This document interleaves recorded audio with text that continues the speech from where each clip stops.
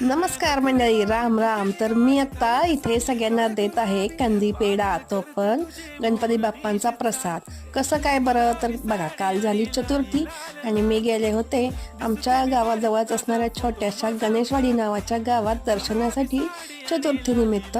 तर आम्ही चौघे सुद्धा गाडीवरून गेलो, मी, आर्या, गौरांग आणि त्यांचे बाबा. तर बघा, इथे हा आहे मस्त गणपती बाप्पा आणि हा नवसाला पावतो बरं का. तर छान असे तळलेले मोदक मी करून नेलेले होते नैवेद्यासाठी.